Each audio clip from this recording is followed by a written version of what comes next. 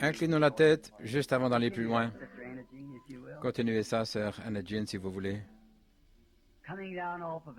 Un jour, un homme inconnu des gens descendait la colline.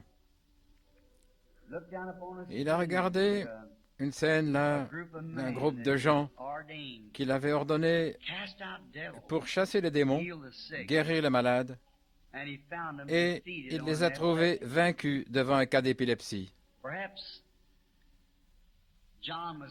Peut-être que Jean disait, voilà comment nous étions pris à Capernaum. Un autre dit, voici comment nous nous étions pris ailleurs. Mais il n'y avait pas de résultat. Et le père de l'enfant a regardé, il a vu quelqu'un venir. Il a couru et s'est prosterné, il a dit, Seigneur, j'ai amené mon enfant à tes disciples, mais ils n'ont pas pu le guérir. Peux-tu faire quelque chose pour lui? Il a dit, je le peux si tu crois. Ce même homme est avec nous ce matin. Je le peux si tu crois. Notre Père céleste, dans ce service sacré, sachant que le Dieu que nous adorons n'est pas une idole, comme des païens prendraient une idole et se prosterneraient devant elle, un Dieu imaginaire, ils croiraient qu'une voix imaginaire se fait entendre à leurs oreilles. Ils s'hypnotisent eux-mêmes devant une idole. Quelle chose étrange du diable de faire une pareille chose, alors que vraiment, Dieu est esprit, et il n'entre pas dans une idole, mais il entre dans des êtres humains vivants, et proclame ses propres paroles à travers l'homme. Et nous sommes ces images vivantes, créées à son image, et pour son œuvre et pour sa gloire. Et nous voyons les malades et les affligés parmi nous. Alors, Seigneur, nous sentons que nous avons laissé tomber le travail. Il y a quelque chose quelque part dont nous avons besoin, Seigneur. Veux-tu nous donner cela ce matin? Je me tenais là écoutant ce gentil frère parler de quelque chose qu'on avait il y a des années dans la réunion là, à la rue Azusa. Il était le plus petit homme là. Il voulait ramper sous un banc. Oh Dieu, je souhaiterais voir cela arriver de nouveau. Où tout le monde, où les gens ne font pas l'important, mais ils sont petits. Ils s'humilient eux-mêmes. Oh Dieu, envoie-nous cela de nouveau à notre époque. Nous avons des sensations, des adhésions et tout, mais nous voulons Jésus. Nous avons besoin de toi. L'Esprit, qui, à ce que nous sachions, s'est réuni ici avec nous ce matin. Nous te voulons à l'intérieur de nous, Seigneur. Nous voulons que nous-mêmes, nous soyons vidés et, Seigneur, remplis-nous de ta présence. Humilie nos cœurs et nous te louerons. Maintenant, nous sommes rassemblés, Père, pour avoir communion autour de la parole. Tu es la parole. Et nous te prions de te partager parmi nous ce matin et de faire que nous soyons d'un même cœur, que nous ayons un seul même but. Nous le demandons pour la gloire du royaume de Dieu, au nom de Jésus. Amen. Vous pouvez vous asseoir.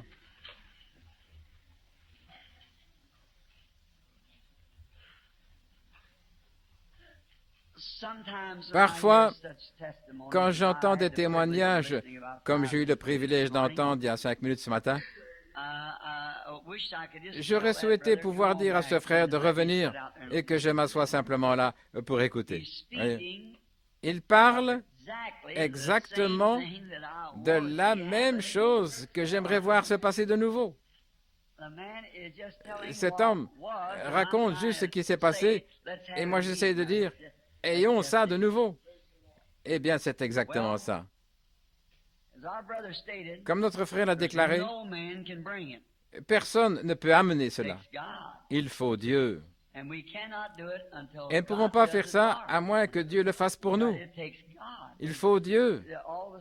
Il y a toutes les écoles, tous les prédicateurs, toutes nos instructions, nos dénominations, et peu importe combien nous pouvons serrer nos mains et essayer de nous unir, ça c'est très bien, c'est une bonne chose, mais il faut Dieu pour amener quelque chose comme ça, et Dieu seul qui peut l'amener. J'aimerais... Ceci est une école du dimanche. Et à l'école du dimanche, généralement, je ne prêche pas pendant plus de 3 ou 4 heures. Nous avons beaucoup de temps ce matin. Et j'aimerais simplement dire que je vois certaines personnes du tabernacle ici. Je n'ai pas pu les voir, ou plutôt je n'ai pas pu leur parler. Et maintenant je commence, étant donné que c'est une différente sorte de lumière, pas une lumière artificielle, c'est la lumière du soleil. Je vois certains de mes amis. Pour la première fois, je vois frère Welsh Evans et sa femme assis là derrière et la famille. Ils viennent de Tifton, en Géorgie. Chaque fois que je prêche au tabernacle, cet homme roule sur une distance de 2500 km chaque dimanche pour écouter l'Évangile. Frère Welsh, je souhaiterais tout simplement que vous et Sir Evans, la famille là, 1500 miles. Merci. Je me souviens très bien de la première fois que j'ai vu frère Evans. Frère Mercier, il a dit, il y a un homme qui aimerait vous rencontrer le matin. J'étais à Philadelphie quand ça a eu lieu. Quand je me suis levé du lit, j'ai vu cet homme. C'est une espèce de chasseur, il aime la pêche. Et je l'ai vu violer la loi. Alors le matin où je l'ai rencontré, j'en avais parlé à Méda. Elle a dit, tu ne diras pas ça, c'est étranger. Je dirais, je verrai d'abord ce qu'il est. Après lui avoir parlé et en vu que c'était un bon gars, j'ai dit, dites donc, tout récemment, vous étiez dans une partie de pêche, là, comme dans un marécage. Vous aviez tout un sac de poissons et vous avez dû les cacher à 3 reprises pour échapper aux gardes-chasse. Il a dit, oui, oui monsieur. J'ai demandé ce que j'allais dire. Il dit, il n'y a qu'une seule requête, voudriez-vous m'amener pêcher là? Son frère avait été mordu par un serpent là. C'était un serpent à sonnette. Je ne sais pas s'il y en a ici en Louisiane. C'est une sale petite bête. Et ce garçon, il a été hospitalisé, il n'est pas chrétien, un peu plus jeune que frère Evans. Et il a dû avoir un appareil orthopédique à la jambe. Et il marchait à l'aide de béquilles pendant des mois. Et alors, juste au même endroit, vous savez, on dirait que le Seigneur m'avait dit d'aller là-bas. J'ai attrapé l'une des plus belles perches, oh là là, de très gros poissons. J'ai vu un très gros qui était accroché à l'hameçon. On essayait de le faire sortir avec un appât artificiel en forme de bourdon, vous savez. Il était gros comme ça, sa bouche à peu près comme ça. Et ce petit bourdon était là-dedans. Il se tenait droit là. Vous voyez, les pêcheurs, vous savez ça, il faisait sauter. Et il était fâché, je l'ai rejeté et je l'ai eu à 3 ou 4 reprises. C'était un poisson de 5 ou 6 kilos. Et frère Evans m'a vu, il a dit, c'est juste un bon garçon de campagne. Vous savez, il avait retroussé les jambes de son pantalon parce qu'il était mouillé. Il a dit, ça doit être le vieux Big Jim. J'ai dit, ça doit être lui. Alors j'ai à nouveau jeté la ligne, j'en ai attrapé un. J'ai dit, c'est lui. Eh bien, et nous avions des petits pistolets aux hanches parce que nous devions nous frayer la voie à travers les alligators et les espèces de serpents sonnettes là, pour accéder là. Il n'y avait que le marécage sur l'étendue de 1700 hectares là, dans ce ranch. Et une drague était passée par là il y a des années et c'est là que nous pêchions. Et nous devions patauger dans l'eau pour accéder là. Il y avait des alligators, des serpents et toutes sortes. Et alors, nous prenions là, des poissons, des perches et si nous voyions un serpent à sonnette, nous lui tirions dessus et puis on continuait à marcher dans l'eau. Oui, il se mettait au-dessus des lisses, quelque chose comme ça, et il s'enroule, prêt à vous mordre. Frère Welsh a dit, je vais prendre votre poisson. Il a fait un saut dans les petits joncs et les feuilles là. Et alors, un serpent à sonnette l'a mordu. À environ 800 mètres de là où son frère avait été mordu. Et il est sorti de l'eau d'un bond avec 2 petits trous à la jambe, là où les crochets du serpent l'avaient mordu. Il a dit que ses os étaient en train de geler. C'est vu sa taille? Il est de loin plus grand que moi. Et il me fallait le porter sur mon dos, sur une distance de 3 kilomètres pour le sortir de là. C'était trop pour moi. Nous étions assis là. souffrant. Et le Seigneur m'a tout simplement parlé, il a cité une écriture, « Ils marcheront sur les têtes des serpents et des scorpions, et rien ne pourra leur nuire. » J'ai dit, « Une minute, frère Evans. » J'ai mis ma main sur son pied, là où il avait la morsure du serpent. J'ai dit, « Père Céleste, nous avons un cas d'urgence. » Et il est écrit, s'ils saisissent des serpents ou s'ils marchent sur leur tête, cela ne leur nuira pas. C'était pour les croyants, et ce frère est un croyant. Et je suis un croyant. Et nous demandons ta miséricorde.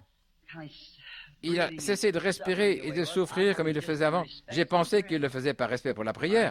Et quand j'ai fini, il riait. Il a dit, toute la douleur est partie.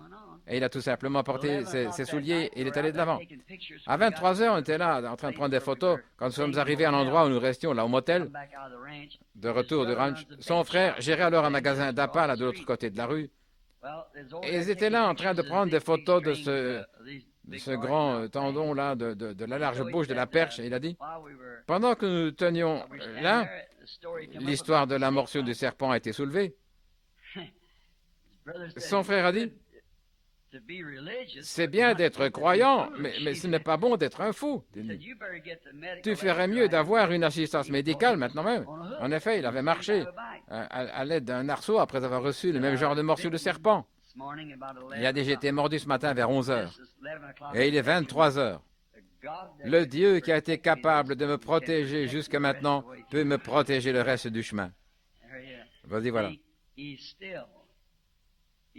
Il protège toujours contre les morsures de serpents. Oui, son frère, un pécheur, un bon garçon, nous l'entretenions pour l'amener à devenir un chrétien. Eh bien, le pécheur est allé à l'hôpital, le même sang, les mêmes garçons, des frères. Il est allé à l'hôpital, il a été hospitalisé, on lui a mis un arceau autour de la jambe et il a marché à l'aide de ça pendant longtemps. Et le croyant chrétien a marché sur la même espèce de serpent et cela ne l'a pas du tout dérangé. Que Dieu vous bénisse, frère Evans. Je vois frère et sœur Tom Simpson assis derrière eux. Juste derrière eux, c'est frère et sœur Fred Sothman. Ce sont des Canadiens. Frère et sœur Collins. Et voici frère et sœur Dow. Frère et sœur Dow viennent de l'Ohio. Ce sont des amis de longue date. Voici nos amis ici, au Tennessee.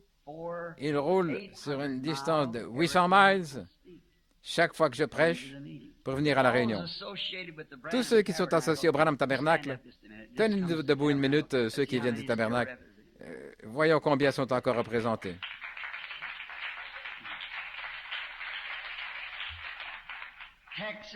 Le Texas, la Louisiane, la Géorgie et la Caroline du Nord, New York, l'Ohio. Ils viennent de l'Est et de l'Ouest.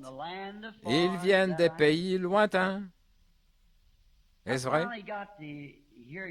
Je vous ai finalement entendu, frère, chanter « Comme tu es grand » là hier. Les gens du Tennessee, frère et sœur Angren, sœur Downing, le frère Myers, sœur Myers, Joanne, oh là là, eux tous, je les aime. Vous savez, j'ai eu une vision il n'y a pas longtemps, il y a quelques semaines, que je prêchais depuis le soleil, dans le soleil, là. J'avais une grande auditoire, cela arrivera. Et je prêchais, et mon auditoire, c'était comme une cathédrale dans la forêt. Et le soleil où je me tenais brillait sur beaucoup d'endroits. J'avais eu 2 points culminants à atteindre, et je leur parlais de la guérison divine, des visions, et de ce que le Seigneur avait fait, la promesse, ils se réjouissaient. Mais alors, arrivé pour ma première apogée, c'était de leur dire que toutes ces choses étaient la parole. Et quand j'ai commencé à dire cela, tout le monde a eu faim. je prêche vraiment longtemps. Mais ils ont eu faim, ils voulaient aller chercher quelque chose à manger. Et j'ai dit, attendez une minute, vous n'avez pas entendu, voyez-vous, j'aimerais vous dire d'où ça vient, c'est la parole, la parole. Et quand j'ai commencé à répéter cela au sujet de la parole, et comment cela se faisait par la parole, tout le monde est parti. Et c'est ainsi que c'est arrivé. Quand je me tenais là, les Écritures me sont venues à l'esprit. Quand j'ai eu la vision, j'étais assis sur une chaise là vers 9 heures du matin, chez moi à la maison. Vous savez, notre Seigneur, quand il venait de commencer son ministère, il guérissait les malades et tout, ce jeune rabbin de Galilée, il était un grand homme. Mais un jour, il s'est mis à parler la parole. Et arrivé sur la parole, les gens sont partis. Les 70 l'ont quitté. Alors il s'est retourné vers les 12. Voulez-vous aussi partir? Je me suis dit dans la vision, oui, c'est vrai. J'ai un autre point culminant, le grand point culminant que je dois atteindre. Mais le soleil brille fort maintenant. Mais les ombres du soir vont tomber dans quelques instants et ils retourneront tous. Alors j'atteindrai cet autre apogée. J'ai levé la main et j'ai dit, gloire à Dieu, je n'aurai plus cherché à comprendre ce que c'est, parce que ma commission au début était de rester avec la parole et je resterai avec ça. Et quand je reprendrai, je donnerai une toile de fond à ce que j'ai dit et j'attendrai cet apogée. Je me suis dit, je ne dois pas oublier ça. Et je suis sorti de la vision. Je ne sais pas quel texte j'avais, mais il y a un autre point culminant qui vient, c'est certain. J'aimerais vous dire, très souvent, je n'arrive pas à vous voir à l'église. En effet, notre église est petite et nous sommes entassés là, comme je ne sais pas quoi. Des centaines de gens qui attendent, qui viennent là et ils repartent, différents états et tout. Mais quand la parole commence à sortir, j'aimerais vous dire avant, je suis pasteur associé ici, vous savez, devant cette assemblée. Quand on a commencé à proclamer la parole, vous savez ce que Pierre a dit? Seigneur, où irions-nous? Restez avec la parole. Il y en a un peu qui sont restés, quelques-uns. Je vous remercie tous d'être venus. Je ne savais même pas que l'un de vous allait venir. Je ne savais pas que... Parce que je savais que ça allait être assez bondé par ici. Et nous avons en quelque sorte caché cela. Mais nous sommes reconnaissants de ce que vous êtes là. Et ces gens ici sont vos frères et vos sœurs de la même foi. Ceci est un petit groupe de gens ici qui séjournent, tout comme vous. Nous sommes des pèlerins et des étrangers. Nous cherchons une cité dont le constructeur et l'architecte est Dieu. Et nous sommes en séjour. J'aurais bien voulu leur serrer la main, découvrir quelles bonnes recettes les cuisiniers d'ici peuvent faire, quelques bonnes recettes.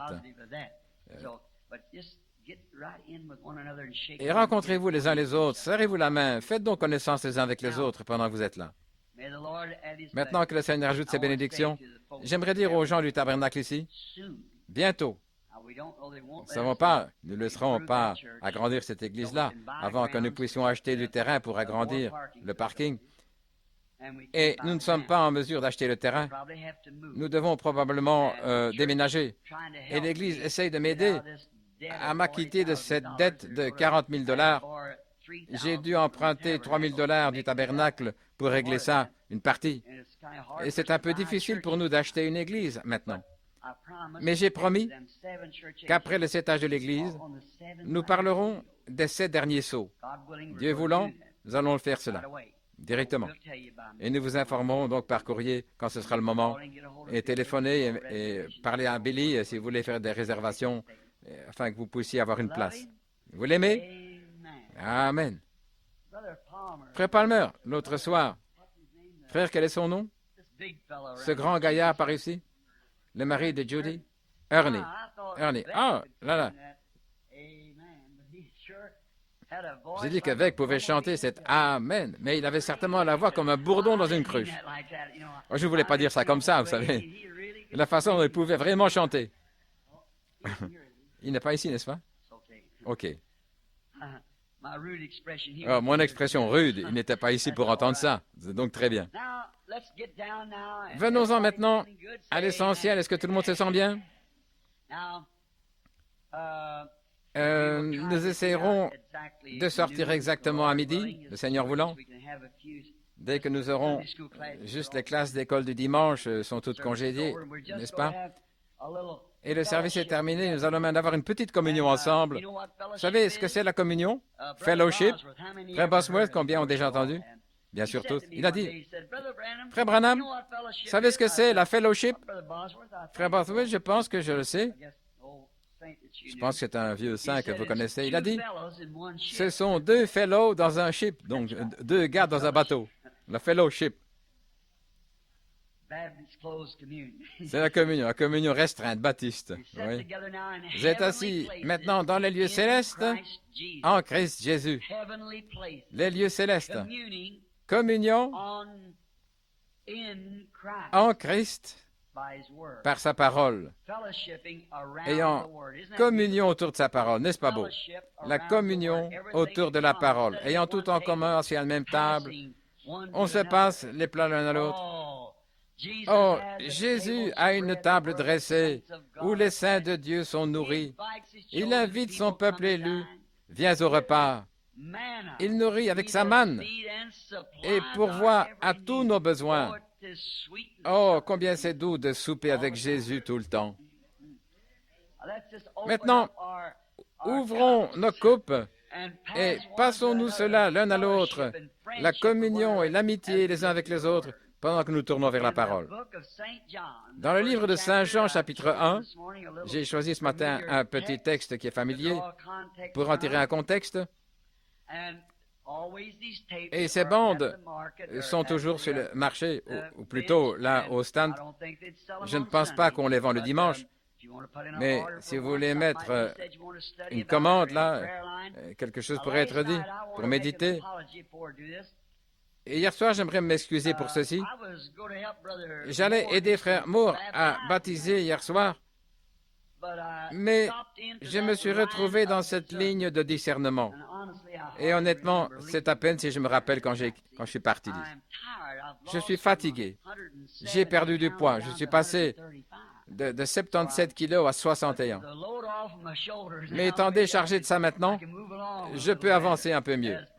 Comme Frère Williams l'a dit l'autre matin au déjeuner des hommes d'affaires du plein évangile, les Mayos lui ont parlé, ils m'ont dit, vous devez partir, c'est tout, il y a quelques années. Et juste aussitôt qu'ils lui ont dit ça, il a cru au téléphone, vous êtes en train de mourir, vous perdez du poids. Il a cru au téléphone, il a appelé, et Billy lui a dit de venir. On l'a mis là dans la ligne d'urgence. Je suis arrivé, je lui ai parlé pendant quelques minutes et j'ai prié pour lui. Et je pense qu'il a gagné 30 kilos depuis lors. Et le médecin lui a dit, maintenant, vous devez débarrasser de quelques kilos. Il dit, si le Seigneur m'a donné cela, eh bien, je vais le conserver. Je pense que c'est une bonne chose. Vous avez les Écritures maintenant, afin de pouvoir lire Saint Jean, le chapitre 1 de Saint Jean, à partir du verset 35.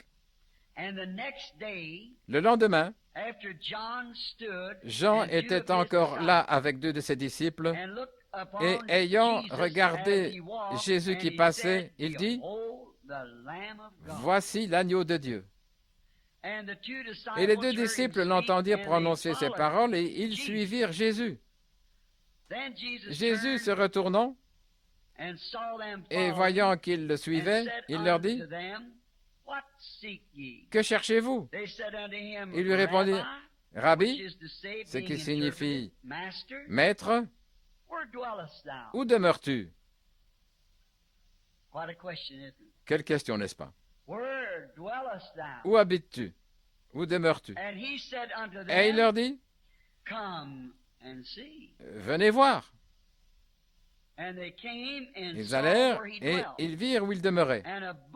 Et ils restèrent auprès de lui ce jour-là.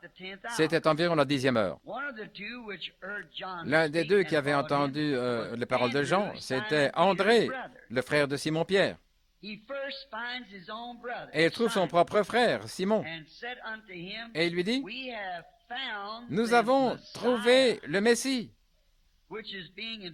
Ce qui est interprété Christ. Et il le conduisit vers Jésus. Et Jésus, l'ayant regardé, il lui dit, « Tu es Simon, le fils de Jonas.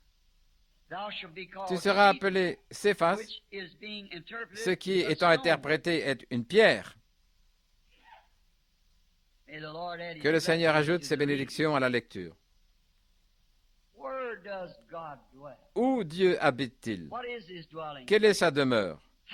Comment pouvons-nous savoir que nous avons été à sa maison? Où se trouve-t-elle?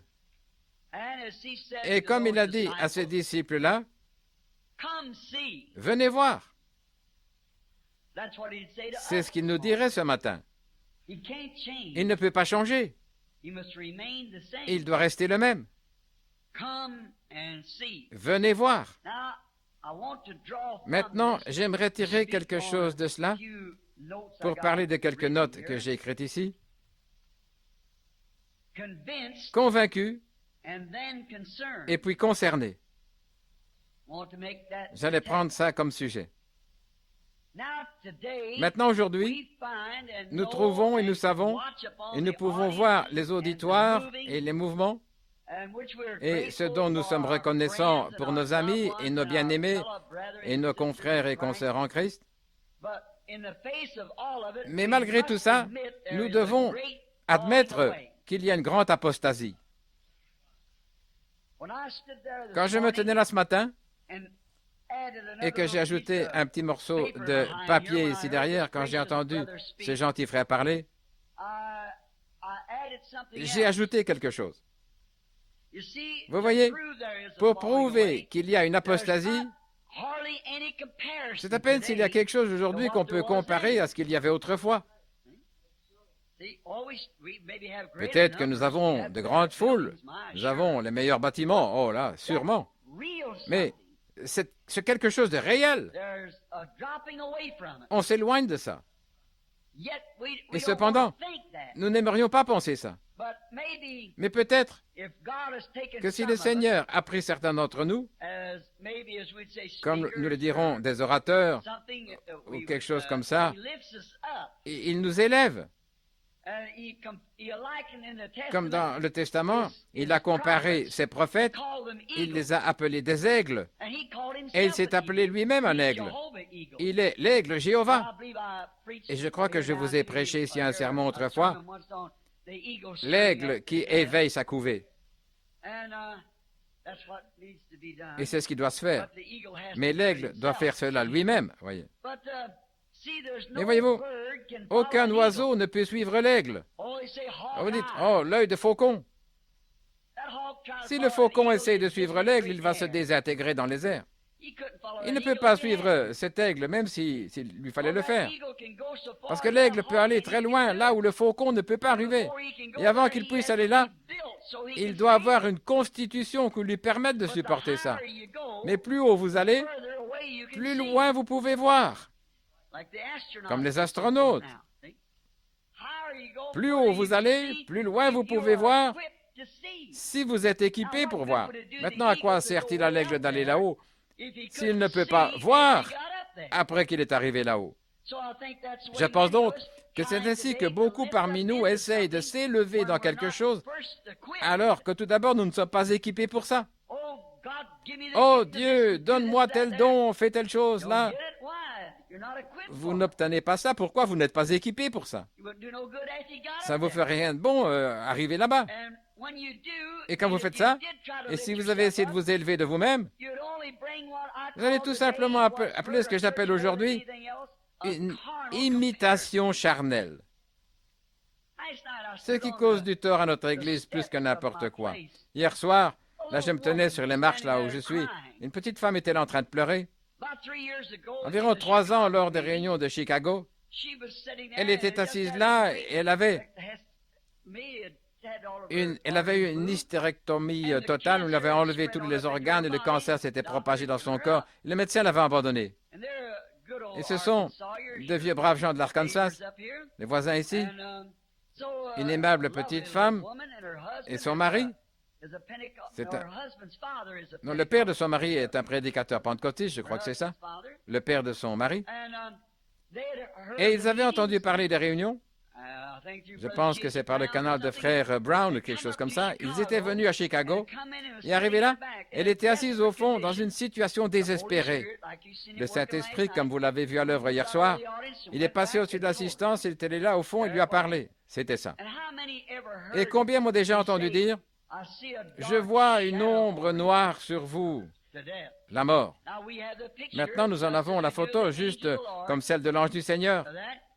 Nous avons une photo, ça a été pris, cela a parlé à la femme qui était couverte de l'ombre de la mort. On a tiré une photo. Et à ce moment-là, sur la femme, il y avait une cagoule noire, comme une fumée noire.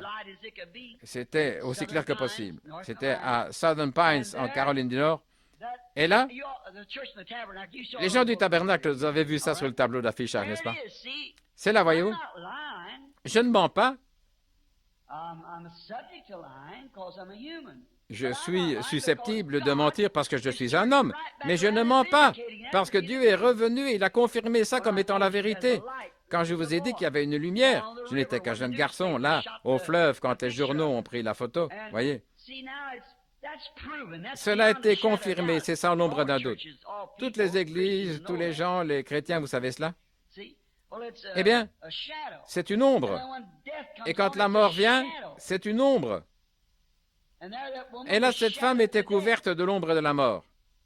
Eh bien, cette petite femme l'était aussi. Et le Saint-Esprit lui a dit d'où elle venait. Et alors j'ai observé de nouveau, et cette ombre avait disparu, et une lumière était suspendue au-dessus d'elle. C'est ça. Et je donnerai ma vie là même pour soutenir que c'est ça. Il n'a jamais été dans l'erreur. Alors la parole est venue. Ainsi dit le Seigneur. Bien souvent, vous tous, vous avez ces visions, vous voyez, vous le recevez de la même manière. Mais ce n'est pas une vision. Et pourtant, c'est une vision. Voyez-vous, quand la femme a touché le bord de son vêtement, c'était la femme qui utilisait le don de Dieu. Voyez-vous, elle a tiré de lui, car il a dit, je me sens faible. Et en réalité, il n'avait pas dit, je t'ai guéri. Il a dit, ta foi t'a sauvé. Le mot sozo, c'est juste comme le salut physique, le salut spirituel. Ta foi t'a sauvé. Bien, voyez-vous, la femme, sa propre foi avait fait ça en croyant qu'il était le Fils de Dieu. Quand Dieu a voulu utiliser son don sur Lazare, il lui a tout simplement donné une vision. Jésus s'en est allé. Et quand il est revenu, il a ressuscité de la tombe un homme qui avait déjà été là 4 jours, selon les termes que nous connaissons. Il pourrissait. Son nez était déjà affaissé dans ce laps de temps. Très bien. Et il n'a jamais dit un mot au sujet de devenir faible. Là, c'était Dieu utilisant son don. Cet autre, c'était une femme utilisant le don de Dieu. Jésus ne savait même pas qu'elle était là, il passait tout simplement et il s'est retourné. Il n'était pas un hypocrite, vous savez, il a dit, qui m'a touché? Il ne savait pas. Il a découvert là d'où venait cette attraction de la foi. Il lui a dit, ta foi t'a sauvé, ta perte de sang. Ta foi t'a sauvé. Et c'est la même chose qui s'est passée ici. Souvent, quand cela se produit, maintenant regardez, mais sur l'estrade ou quelque part où j'ai une personne individuellement, où je peux lui parler et voir ce qui ne va pas en elle. Alors si nous pouvons attendre juste quelques minutes et voir ce que le Seigneur dit en retour à ce sujet, maintenant, soyez sûrs que c'est Dieu qui dit cela, que ce n'est pas une impression. Comme je l'ai dit l'autre soir, il y a trop de trucs chez les pentecôtistes. C'est la raison pour laquelle la sincérité et la confiance ont été perdues à cause des imitations charnelles. Si nous étions sûrs que c'était Dieu, nous resterions tranquilles. Ainsi, quand nous disons « Ainsi dit le Seigneur », soyez sûrs que c'est Dieu, que ce n'est pas votre propre pensée, ni une impression ou une impulsion. Soyez sûr que c'est Dieu. Et alors dans ce cas, ça lui a répondu, il a dit, elle lui a parlé, il est parfaitement normal. Et c'est ainsi depuis. Il y a quelques jours, dans l'Arkansas, un jeune ministre était venu. Je ne mets pas en doute les paroles de ce garçon, je n'en ai pas le droit, je ne suis pas Dieu. Il a dit que le Seigneur lui avait donné un don de discernement. Eh bien, c'est l'un des dons dans les Écritures, certainement, c'est très bien. Mais vous voyez, ce qu'il a dit était contraire. Elle lui racontait le témoignage de ce que le Seigneur avait fait pour elle. Il a dit, « Oh, attendez une minute. C'est revenu sur vous. Cela a effrayé cette petite dame à mort. Elle se tenait là hier soir en train de pleurer. Elle avait déjà été baptisée. Et elle se tenait là sur les marches. Elle a enfilé une robe, elle descendit les marches en courant pour se faire baptiser afin de venir là où j'étais. Elle avait déjà été baptisée, mais elle allait se faire rebaptiser juste pour se tenir là. Jackson était là sur le porche avec elle, ici à mon hôtel. Ce jeune garçon lui avait dit cela, mais cette femme n'avait pas plus de cancer que Jim McGuire qui est assis là. L'un de nos frères pentecôtistes était à une réunion là où un autre jeune frère était arrivé. Il avait dit à sa fille qu'elle se mourait de cancer. Eh bien, il l'a fait venir par avion. Je suis entré dans la pièce, nous l'avons placé là comme un cas d'urgence. Et nous sommes attendus au Seigneur. Je l'ai vu. Ça fait quelque temps. Je l'ai vu porter 2 enfants. Eh bien, je dis, vous n'êtes pas en train de mourir, vous n'avez pas de cancer. Allez vous faire examiner par un spécialiste. Voyez, vous n'avez pas de cancer. Voyez. Et il avait parlé au nom du Seigneur. Et ce garçon a fait la même chose. Qu'est-ce que c'est? C'est de l'enthousiasme. Des émotions. Et en faisant ça, ne réalisez-vous pas que vous mettez là un voile sur le visage des gens au point qu'ils ne savent plus croire? Soyez sûr de quoi vous parlez.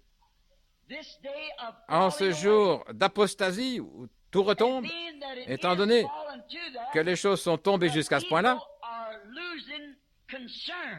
les gens ne sont plus concernés.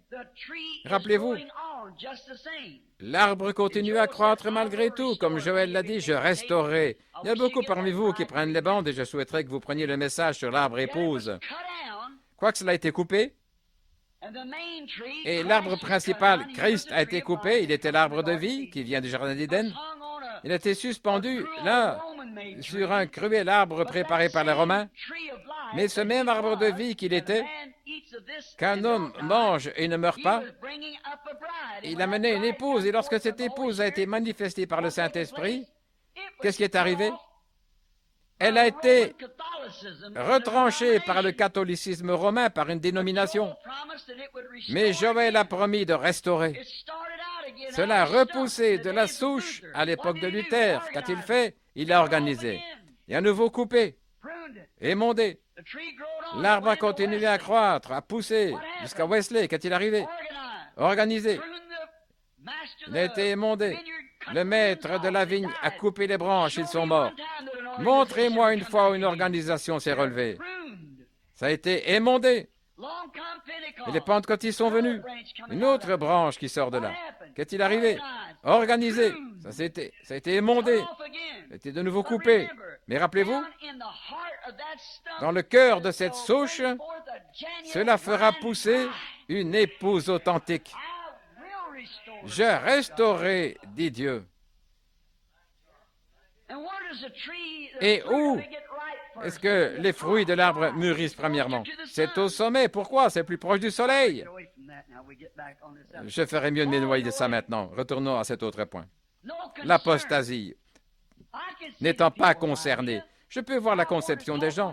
Je voulais parler de ça parce que c'est notre école du dimanche. Et nous avons formé une seule église ici, 2 églises, 2 groupes, mais un seul peuple. Alors, je peux expliquer ça. Il y a une apostasie. Et l'apostasie a entraîné un manque d'intérêt. Les gens ne sont plus concernés. Qu'est-ce qu'ils font aujourd'hui? Il semble que, depuis la rue Azusa et l'effusion du Saint-Esprit, que la seule chose qui importe pour l'Église, c'est d'avoir des membres, davantage de membres, et accepter tout. Et nous avions pour doctrine qu'on devait parler en langue pour avoir le Saint-Esprit. Et beaucoup de frères ont fait agenouiller les gens et leur ont demandé de répéter sans cesse un mot, gloire, gloire, gloire, jusqu'à ce qu'il y ait une confusion de langage. Si seulement ils restaient tranquilles jusqu'à ce que vienne le Saint-Esprit. Et je crois que vous parlez en langue aussi, je crois cela. Mais si le vrai et authentique Saint-Esprit parle en langue, vous savez quoi? La vie de Christ vous accompagnera. J'ai vu des sorciers parler en langue.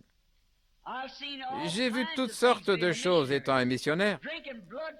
Boire du sang d'un crâne humain et parler en langue et invoquer le diable. Ma vieille mère, qui est morte il y a quelques mois, était à moitié indienne. Et j'étais dans leur camp. Je les ai vus enrouler un serpent autour d'eux comme ça et exécuter la danse du maïs, parler en langue, poser un crayon par terre, et cela écrivait dans des langues inconnues et interprétait ça. Ainsi, vous voyez, il n'y a pas de sensation que vous puissiez attribuer au Saint-Esprit. C'est à leurs fruits que vous les reconnaîtrez. Maintenant, ça ne retranche pas le parler en langue ou les cris, mais c'est votre vie qui rend témoignage, vous-même. Ça vous dit ce que c'est? C'est votre vie qui parle. Maintenant, aujourd'hui, ce qui importe, c'est d'adhérer à l'Église, d'être membre. Soutenir une émission de radio. Eh bien, c'est très bien. Ces choses, je ne les critique pas. Mais je vous le dis, voyez-vous. Construire une grande école quelque part. N'est-ce pas bien? Tout le monde aimerait construire une école de théologie. Ils aimeraient que tout l'argent que les gens peuvent donner pour supporter ça et investir des millions de dollars là-dedans. Et puis, cette même catégorie de gens, ils disent qu'ils croient que Jésus va venir dans cette génération. Ne savez-vous pas que les gens ne sont pas complètement aveugles? Eh bien, votre propre témoignage le confirme. Vos actions parlent plus fort que vos paroles. Comment pouvez-vous dire que vous croyez que Jésus revient et vous voulez construire un bâtiment d'1 million de dollars, alors que des missionnaires, des véritables, n'ont même pas des chaussures aux pieds? Et parce qu'ils ne sont pas membres d'une certaine organisation, ils ne sont pas soutenus. Et puis dire que nous croyons que la venue du Seigneur est proche. Il va venir dans cette génération. Les gens savent mieux que ça.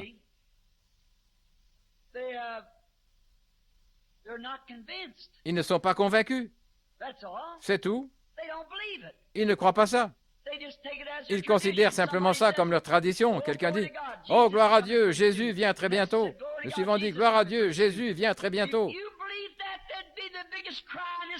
Si vous croyez cela, il y aurait dans cette ville le plus grand cri qu'on n'a jamais entendu. C'est une tradition. Ce n'est pas une réalité pour les gens. Ça ne marche pas, ça ne marche pas, ça se voit. Ils ne sont pas convaincus qu'il va venir dans cet âge. Ils ne sont pas convaincus non plus qu'il est avec eux. Ils ne sont pas totalement convaincus. Maintenant, Ève n'était pas totalement convaincue que la parole de Dieu était véritable. Si elle l'était, elle n'aurait jamais écouté les raisonnements que Satan lui présentait. Il y a 2 grandes batailles. La première a été livrée au ciel, Satan a été chassé dehors, et Dieu est un grand homme militaire.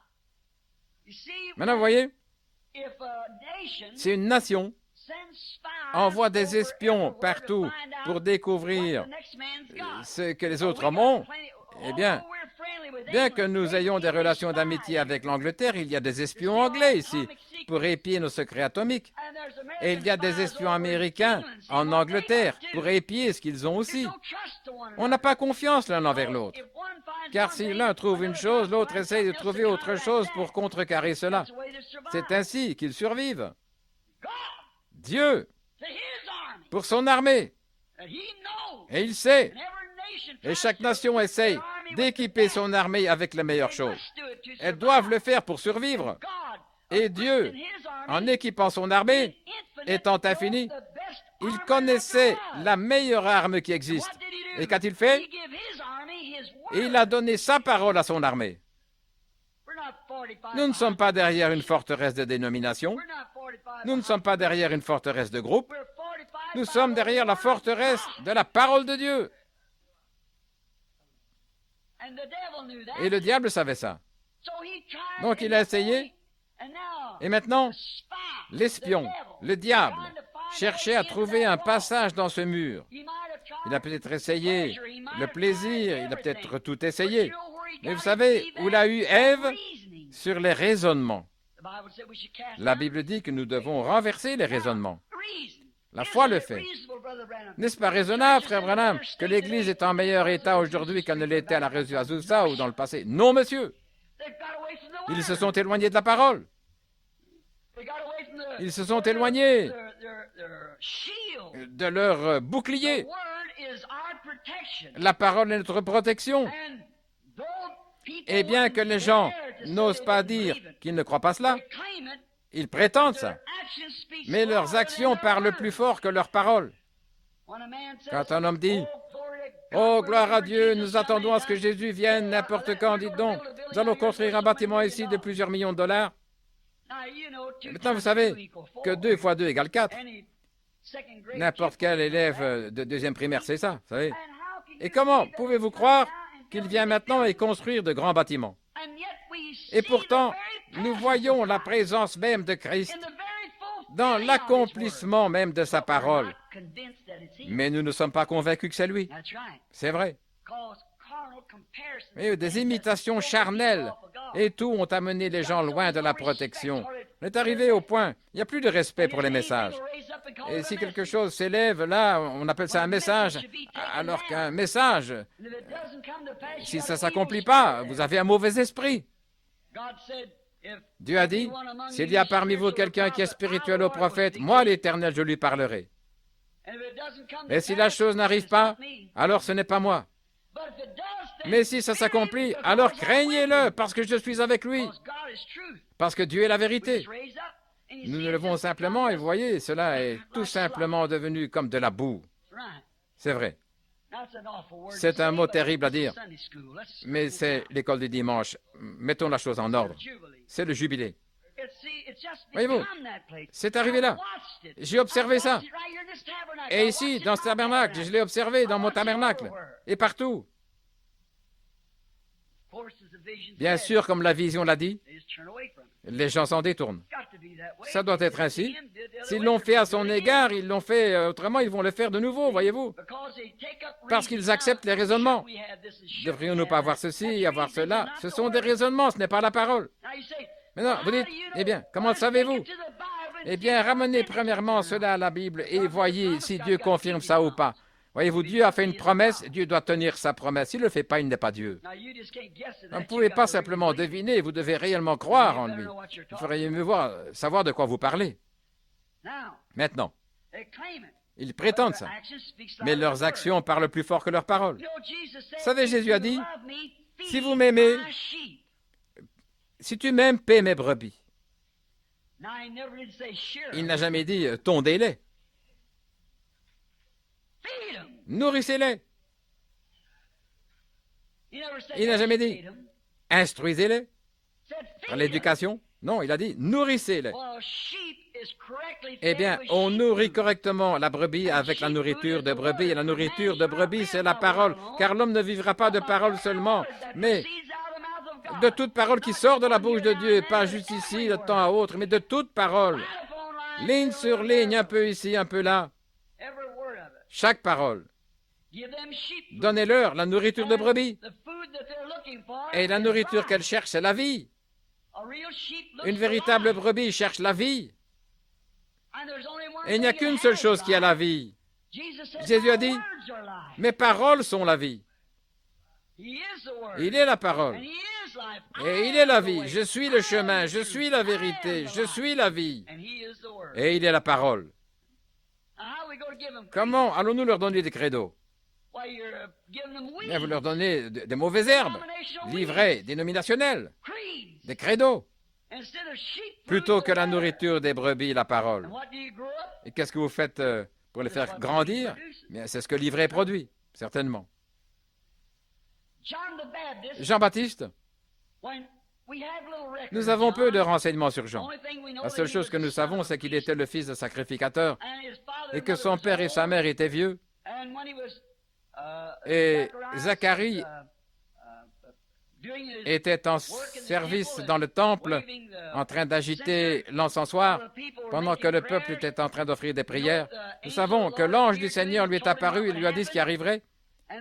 Et ils étaient vieux, et ça doit avoir attristé le vieux couple quand ils ont compris qu'ils ne vivraient pas une vie ordinaire jusqu'à voir Jean atteindre la maturité, mais ils savaient qu'il allait être un grand serviteur de Christ, un prophète. Maintenant, c'est étrange.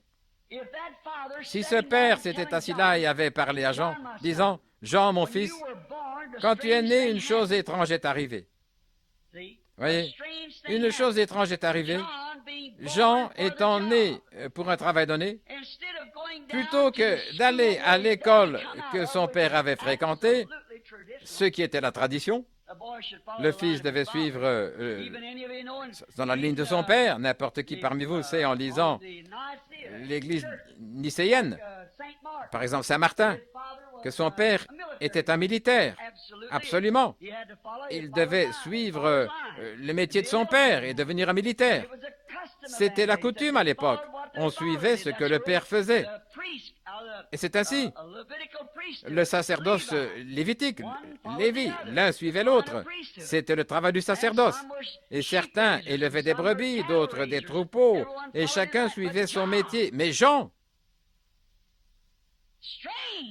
chose étrange,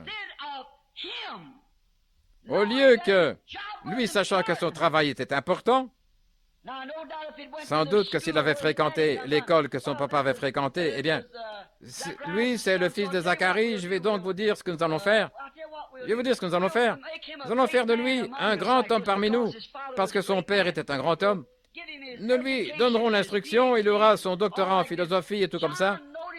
Jean savait que si jamais on lui inculquait ça, il perdrait la vraie valeur de son appel. Alors il est allé dans le désert et il a attendu parce qu'il savait qu'il devait présenter le Messie. Il savait alors la même chose que nous sommes censés savoir aujourd'hui, que la venue du Messie était proche, comme nous le croyons aujourd'hui. Jean n'a jamais fondé d'école, mais il était concerné au sujet de la parole du Seigneur. Comme il était concerné, c'est ce qu'il avait su. Il avait dû être convaincu que le Messie était là. Et il était tellement convaincu, quand il est sorti, il a dit, « Il y a quelqu'un parmi vous que vous ne connaissez pas. » Oh, frère, quelqu'un maintenant même se tient parmi vous. Vous ne le connaissez pas, mais c'est lui. Je le reconnaîtrai parce que je suis convaincu que je ne peux pas me tromper.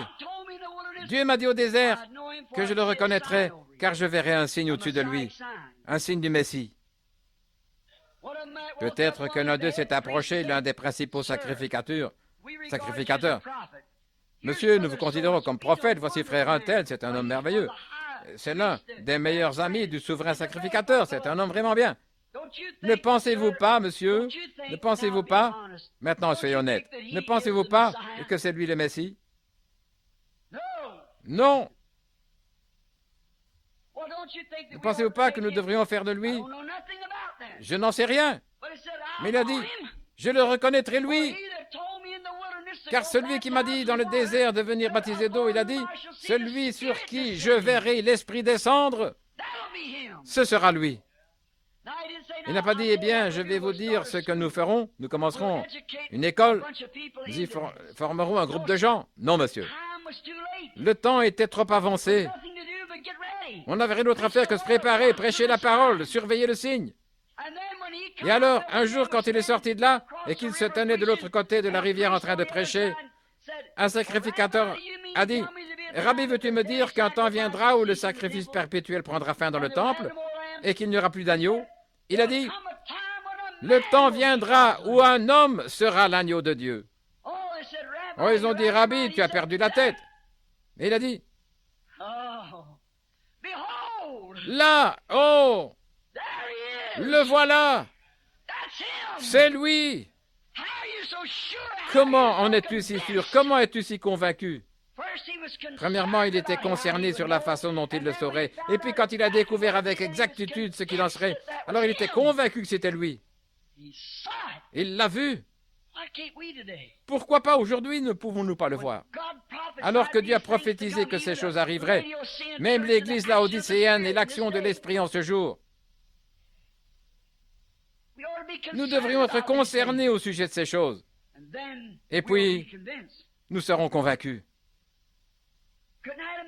On n'aurait pas pu commettre une erreur.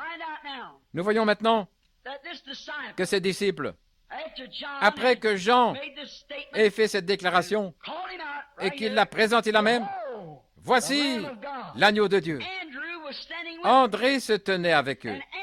Et André a suivi Jésus parce qu'il avait confiance en Jean, voyant sa sincérité quand il disait qu'il présenterait le Messie. Quand il a fait ça, il a dit, « Rabbi, où habites-tu » Et Jésus a dit, « Viens voir. Viens voir où je demeure. » Et il est resté avec lui cette nuit-là. Il est resté avec lui jusqu'à ce qu'il soit convaincu que c'était le Messie. Le problème, c'est que nous ne restons pas assez longtemps. Nous ne sommes pas convaincus. C'est la raison pour laquelle nous ne sommes plus concernés. Nous sommes tellement occupés par les choses du monde. C'est la raison pour laquelle nous sommes tellement agités. Nous ne sommes pas encore totalement convaincus. Nous pensons que nous le sommes. Mais dès que vous serez totalement convaincus, comme l'a dit le brave frère il y a quelques instants, quelque chose aura lieu. Quand vous êtes vraiment convaincus, alors vous êtes concernés. Maintenant, n'oubliez pas, André, dès qu'il était concerné au sujet de son frère, il voulait que son frère sache aussi quelque chose à ce sujet. Vous ne pouvez pas rester tranquille. Vous devez faire quelque chose. Étienne était convaincu. Eh bien, nous remarquons que quand vous êtes convaincu, alors vous êtes concerné. Et c'est la raison pour laquelle je suis tellement convaincu que l'Église est dans la condition de Laodicée.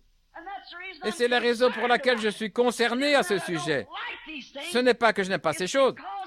C'est parce que je suis totalement convaincu que je dis la vérité de la parole de Dieu. J'observe ses actions. Je me suis moi-même surpris faisant des choses pour lesquelles je me suis demandé pourquoi. Et j'ai regardé encore une fois et ça y est. Il me parle et ça m'étonne. Et je n'y avais pas pensé. Et c'est parfait. Alors je suis convaincu. Et c'est la raison pour laquelle je suis concerné. Je ne veux pas que quelqu'un soit perdu. Je suis concerné à votre sujet. Je suis concerné au sujet des gens. Parce que je suis convaincu que Jésus est le Christ. Je suis convaincu que nous vivons dans les derniers jours. C'est la raison pour laquelle, sur le champ, j'ai commencé il y a plusieurs années. J'aurais pu à 2 reprises devenir multimillionnaire. M'endetter pour 40 000 $, c'est une bagatelle, pourrait-on dire. Pourquoi? Pourquoi n'avez-vous pas pris ça? Votre pasteur ici sait combien de milliers de dollars nous avons refusés. Pourquoi? Je suis convaincu que nous sommes à la fin. Et je suis concerné par la condition de l'Église ici à la fin. Je suis convaincu au sujet des femmes qui se coupent les cheveux. Je suis concerné à ce sujet, mes sœurs. Je suis convaincu au sujet des hommes qui sont des marionnettes. Je me sens concerné au sujet de mes frères. Ce n'est pas que je ne les aime pas. Je les aime. Et c'est la preuve même que je les aime. Non pas que j'essaye d'être dur avec eux. Je suis convaincu, je suis concerné à leur sujet. Nous devrions tous être convaincus. Et quand nous sommes convaincus, nos vies commencent à être enflammées, comme l'a dit le frère. Il y a quelque chose que nous ne pouvons pas nous taire. On n'est pas de repos. Comme il a dit il y a quelques instants, il n'arrivait pas à dormir toute la nuit. Il était convaincu que c'était Dieu. Il était concerné au sujet de recevoir ça lui-même. Voyez-vous ce que je veux dire? Convaincu et puis concerné. Oui, Jean est resté dans le désert jusqu'à ce qu'il ait découvert ce qu'était le programme de Dieu. Et alors il était concerné, il connaissait son signe. André est resté toute la nuit avec Jésus, et alors il était concerné au sujet de son frère, il est allé le chercher. Combien de fois pouvons-nous nous rappeler ça? Nous n'avons plus beaucoup de temps. Mais j'aimerais dire ces quelques mots de plus, si vous me supportez encore 10 minutes. Jacob a senti une pulsation qu'il devait retourner à la maison. Mais il savait qu'il devait faire face à son ennemi. Il ne savait pas comment le faire. Qu'est-ce qu'il a fait? Premièrement, il est resté là jusqu'à ce qu'il se soit emparé de Dieu. Et quand il fut convaincu qu'il avait reçu la bénédiction parce que Dieu l'avait dit, alors il fut concerné. Premièrement, il a dû rester jusqu'à ce qu'il sache que quelque chose était arrivé. Il a reçu une marque dans son corps physique qui montrait que Dieu avait placé ça sur lui. Très grand et fort, eh bien, il était Jacob de ce côté-ci du fleuve, un grand homme, là, un couard. Et de l'autre côté de la rivière, il était devenu Israël qui boitait. De ce côté-ci, c'était un homme fort, un Jacob, un trompeur. Et de l'autre côté de la rivière, c'était un guerrier qui boitait, mais qui n'avait peur de rien. Il ne voulait même rien de ce qu'Ésaü pouvait lui offrir. Il était convaincu qu'il avait été touché par Dieu. À chaque pas, il y avait un changement. Quand un homme est si absolument... On voit le changement qu'apporte la marque du Saint-Esprit dans sa vie. Alors vous êtes convaincu. Et vous êtes concerné. Quand vous voyez quelqu'un, un grand couard, un Jacob se tenant de ce côté, eh bien, que Dieu soit béni, je suis docteur tel et tel. Oh frère, mettez-vous à genoux et commencez à boiter un petit peu. Certainement. Shamgar. Il était l'un des juges d'Israël. Beaucoup de prédicateurs n'ont même jamais vu ça dans la Bible. Mais c'était l'un des juges d'Israël et il y avait un court verset à son sujet. Mais je l'aime. C'est un homme selon mon cœur. Vous savez, les Philistins à l'époque, chaque homme faisait ce qu'il voulait faire. Nous voyons donc que les Israélites avaient beaucoup de produits des champs et les Philistins se tenaient là en retrait et ils faisaient d'eux des esclaves. Et il pouvait arriver soudainement. Il n'y avait pas d'unité parmi eux. Ils allaient, ils disaient, et ils prenaient leurs produits. Année après année, ils faisaient cela. Et ce petit homme, un jour, il n'était pas un guerrier. Il avait juste... tout ce qu'il avait, c'était sa récolte. Et je me l'imagine ce tenant-là, avoir mis sa récolte dans la grange, il a regardé ses enfants là en haillons et sa femme qui avait besoin d'une robe. Il avait tout bien ramassé. Il se tenait là penché en disant, eh bien, peut-être que cet hiver, nous aurons de quoi manger. Et il a entendu quelque chose, il a vu là par la fenêtre. Il a vu 1 millier de Philistins là, en marche, recouverts de grandes armures, en plaques, de grands hommes bien formés, avec des lances en main, s'avançant tout droit pour s'emparer de ce qu'il avait. Il a baissé le regard sur ses enfants, il a regardé sa femme. Il était concerné. Mais il ne pouvait rien faire. Ce n'était pas un homme qui maniait l'épée. Il n'a pas dit maintenant, attendez une minute, peut-être que je ferais mieux d'aller à l'école et apprendre comment faire un duel de credo. S'il avait fait ça, c'est tout ce qu'il aurait su. Mais voici une chose qu'il savait. Il s'est souvenu.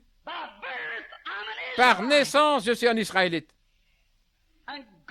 Et Dieu a promis à Abraham, mon père, que sa semence posséderait la porte de son ennemi. Amen. C'est assez. Amen. Il était concerné pour sa famille. Il était convaincu qu'il était Israélite. Première chose qu'il avait à la portée de la main, il s'est emparé là. C'était un aiguillon à bœuf. Un morceau de bois avec un petit morceau d'airain là au bout. Ça sert à enlever la boue de la charrue, à faire avancer l'aiguillon, ou plutôt le bœuf alors qu'il avance. Et malgré les 1000 Philistins armés, il n'a pas regardé l'opposition. Il était concerné, il était convaincu. Il était convaincu Et il savait qu'il était un Israélite. Il était convaincu que Dieu ne pouvait pas mentir. Il était convaincu que la bénédiction était sur lui. Il savait que c'était une promesse de Dieu. Amen, frère. Oh, je me sens religieux maintenant même. Il était convaincu que c'était la promesse de Dieu. Tout comme Acte 2:38. Il était convaincu que Dieu avait dit que sa semence, ce qu'il était, posséderait la peur de l'ennemi. Donc il s'est emparé de cet écouillon à bœufs, il s'est tenu là et il les a tous terrassés. Pourquoi? Il était concerné, il était convaincu. Il n'a jamais attendu pour apprendre tous les credos et tout, comment faire un duel, je dois être un guerrier. C'est le problème aujourd'hui. Ils ne sont pas convaincus après avoir étudié ça. Aujourd'hui, un jeune homme vient à l'école et nos pentecôtistes, que font-ils? La première chose, ils doivent l'envoyer à l'école pour environ 10 ans afin de décrocher sa licence en lettres là, dans un séminaire. Et quand il en sort, il doit apprendre tous les rites. Et quand il en sort, il n'est toujours pas convaincu. Vous savez, Dieu convainc les gens dans 10 jours mieux que nous en 10 ans. Quand nos séminaires font sortir des gens, ils ne sont toujours pas convaincus parce qu'on leur a inculqué la tradition. Mais quand ils se sont attendus à Dieu pendant 10 jours, alors ils ont certainement été convaincus. Certainement, ils étaient convaincus. Certains d'entre eux, à la Pentecôte, ne savaient même pas écrire leur propre nom. Mais ils étaient convaincus que c'était Dieu. Ils savaient que c'était ça. Et ils pouvaient mourir pour ça. Ils savaient que c'était Dieu. Ils étaient convaincus. Oui. Donc, ils étaient convaincus de son message, ils étaient convaincus de son œuvre. Et autre chose, ils étaient convaincus. Ils ne devaient pas sortir et dire, eh bien, attendez une minute, vous n'êtes qu'à l'école, attendez une minute, comment allez-vous partir sans quart de prière, sans quart de membre? Qu'allez-vous faire? Ils étaient convaincus. Je vais dire quelque chose. Ils étaient convaincus qu'ils étaient tout ce dont ils avaient besoin. Nous ne sommes pas encore arrivés là. Oui. Eux, ils étaient convaincus. Ils n'avaient pas besoin d'instruction. Ils étaient convaincus qu'ils n'avaient pas besoin de carte de membre. Ils savaient qu'ils étaient la semence d'Abraham, que Dieu était capable d'accomplir ce qu'il avait promis. Et il était convaincu qu'il était tout ce dont ils avaient besoin. Ils n'avaient pas besoin de leur fluide d'embaumement dénominationnel. Ils avaient déjà reçu une injection. Et ils étaient convaincus que ça suffisait pour s'occuper d'eux. Ils étaient convaincus, c'est donc tout ce dont ils avaient besoin. Et autre chose, comme le jeune frère m'a dit l'autre jour, peut-être que ma grammaire n'est pas correcte, il a dit, les gens n'en font pas cas, je ne pense pas qu'ils fassent tellement attention à ça. Et ces frères qui venaient de la Pentecôte, ils étaient convaincus qu'il était tout ce dont ils avaient besoin. Ils étaient convaincus que c'était ce dont le peuple avait besoin. Et j'ai la même conviction. Je ne suis pas convaincu. Ils ne me disent pas tout simplement que je dois mieux parler, faire ceci et cela, ne pas bouger derrière la chair. Tout ça, c'est de la psychologie. Vous dites, eh bien, les gens de la meilleure classe assistent. La classe de Dieu assistera à cela. Il travaille au debout de la ligne. Je suis convaincu que les gens n'ont pas besoin d'une très grande et longue suite de ceci ou cela. Je suis convaincu parce que je sais que ce que cela a fait pour moi et je suis convaincu que ça fera la même chose pour eux. Je suis convaincu qu'il satisfera à tous leurs besoins.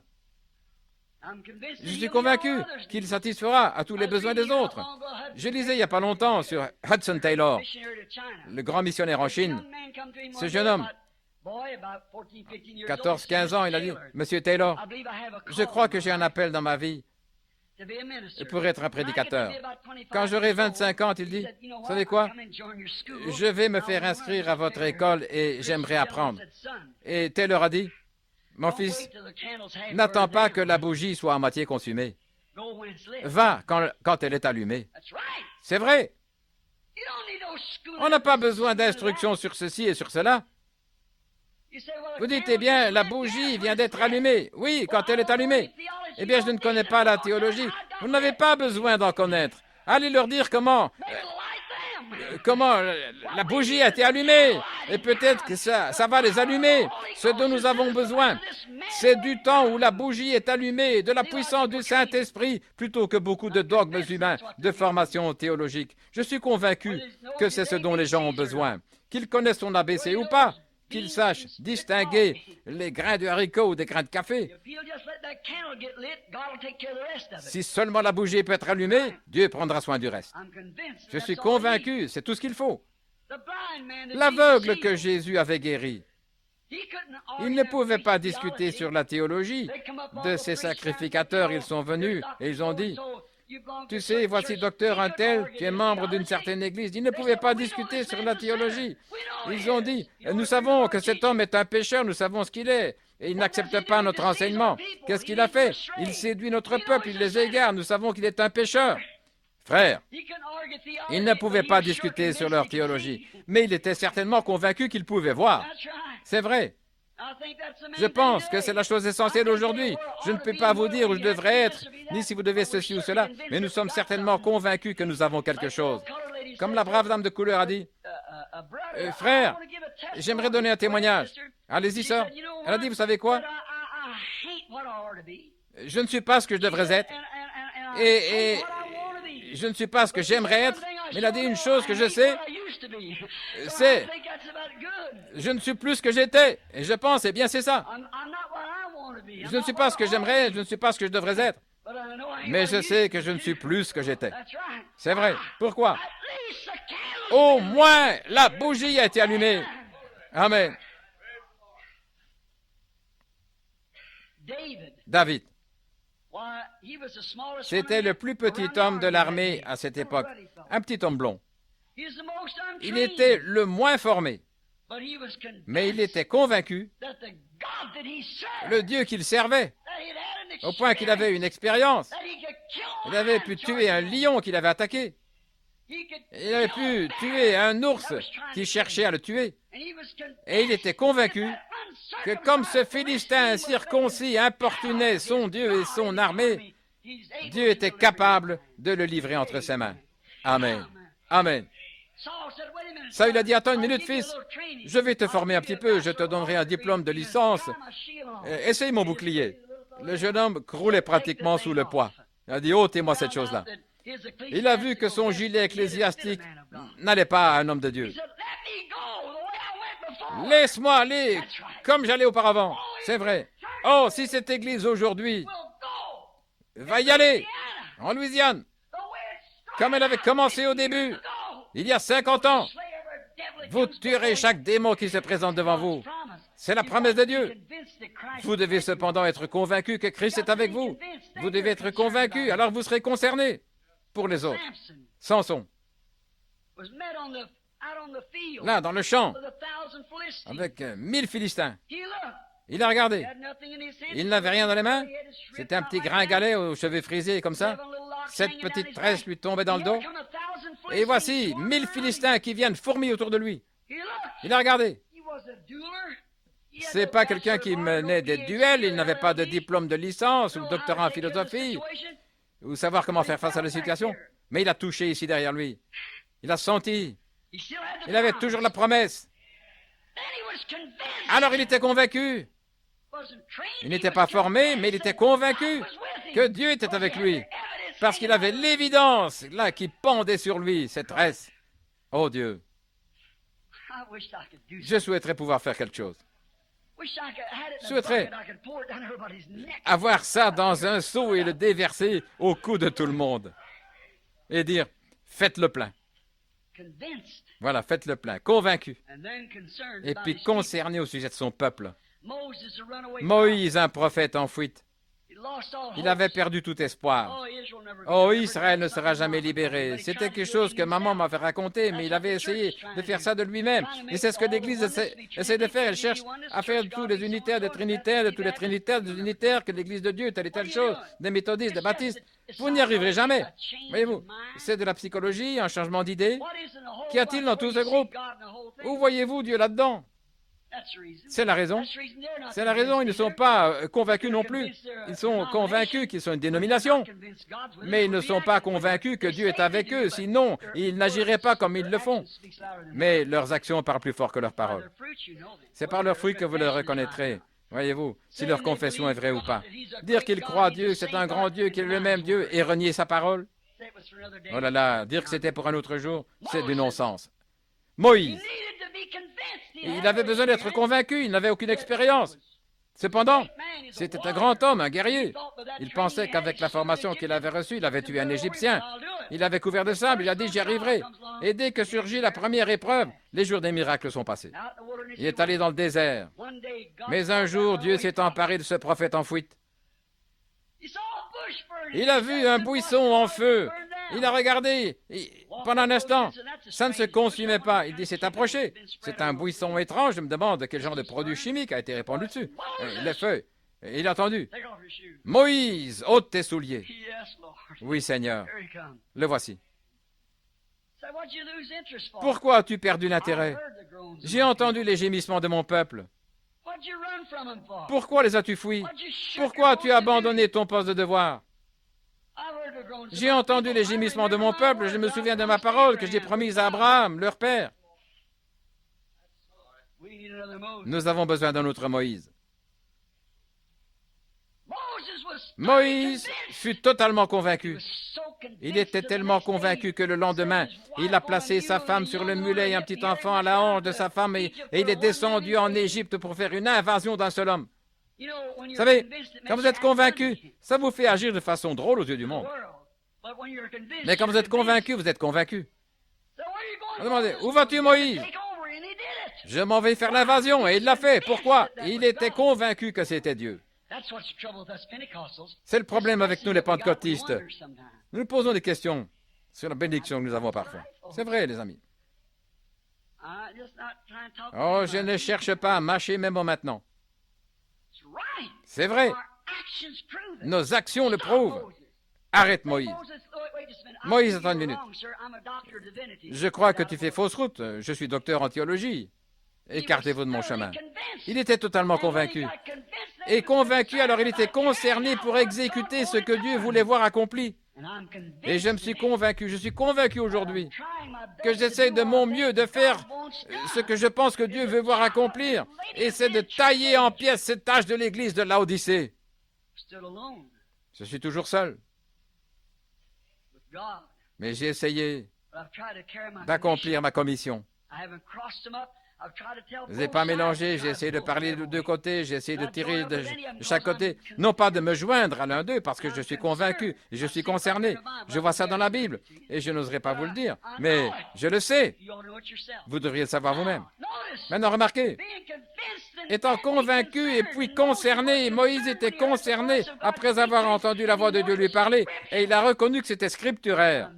Quand un homme se tient là à regarder ce buisson ardent et qu'il entend la voix surnaturelle l'appeler, lui donner une commission et que cela reste en accord avec les Écritures, il est totalement convaincu. Et quand nous voyons Dieu promettre quelque chose, nous voyons ça s'accomplir. Nous disons, eh bien, peut-être que c'était ça, je ne sais pas. Peut-être que les Trinitaires ont raison. Peut-être que les Unitaires, les Méthodistes ont raison. Vous n'êtes pas encore convaincu. Vous n'êtes pas convaincu. Vous devez être convaincu, alors vous serez concerné. Le lendemain, il était en route pour l'action. Il descendait là en Égypte pour faire l'invasion. Les enfants hébreux à Babylone, ils étaient convaincus que Dieu était capable de les délivrer. Maintenant écoutez, très attentivement. Ils étaient convaincus que Dieu était capable de les délivrer. Et alors, ils ont pris position. Voyez-vous ce que je cherche à vous amener à faire? Ils savaient qu'il leur avait fait une promesse de ne pas se prosterner devant une statue, qu'il était l'Éternel ton Dieu, et qu'ils ne pouvaient pas se prosterner devant une statue. Ils étaient convaincus que c'était la parole de Dieu. Ils étaient convaincus qu'il était capable, comme il a été envers Abraham, de garder ce qu'il avait promis. Et alors, puisqu'ils étaient convaincus au sujet de la parole de Dieu, Dieu était concerné par cela.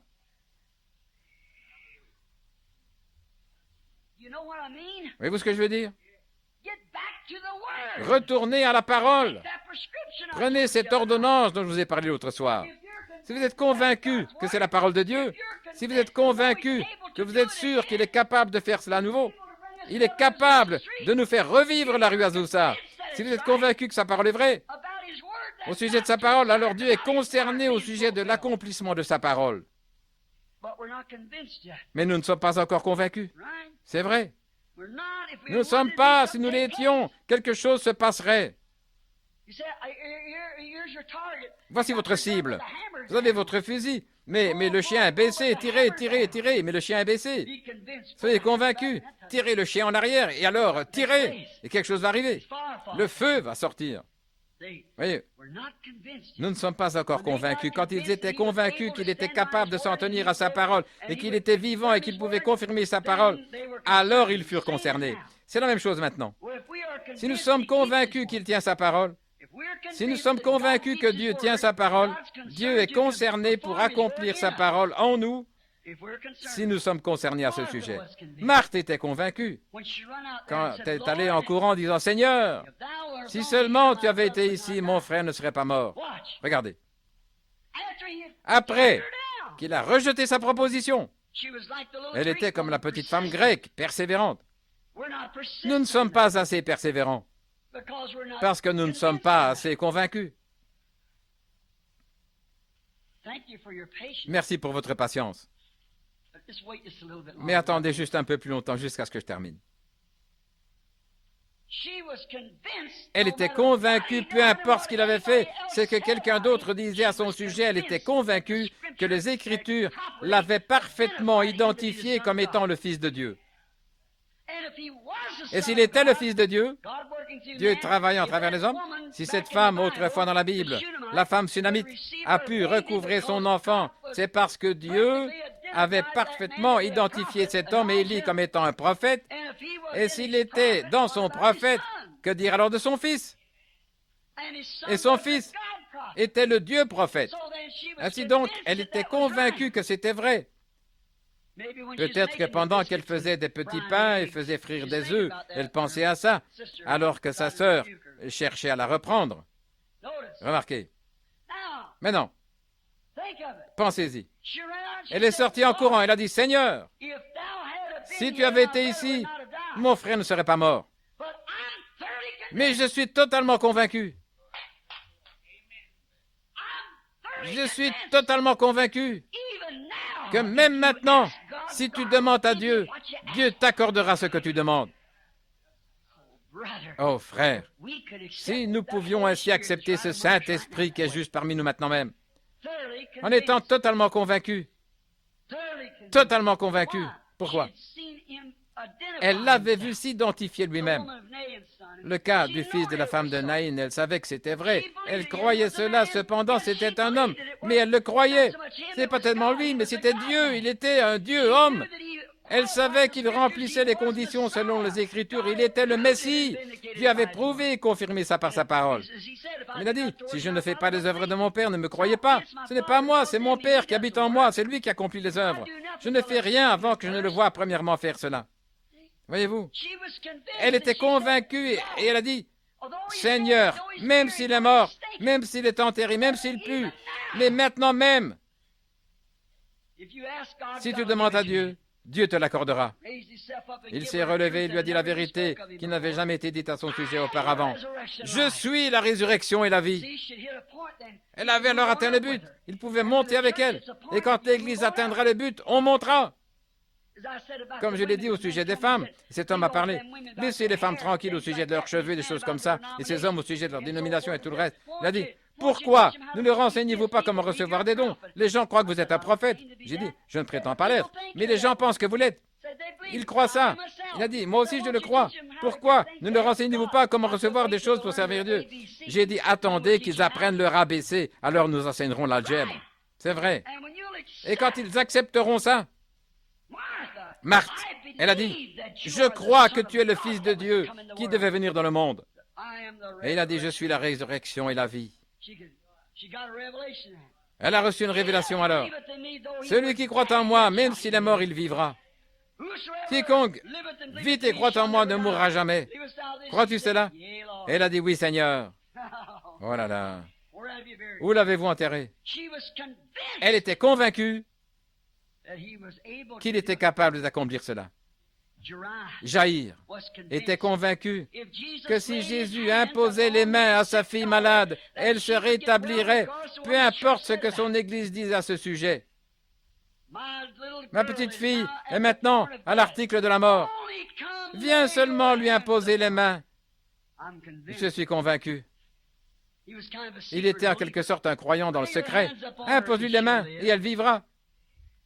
Et alors un message est arrivé. Elle est morte.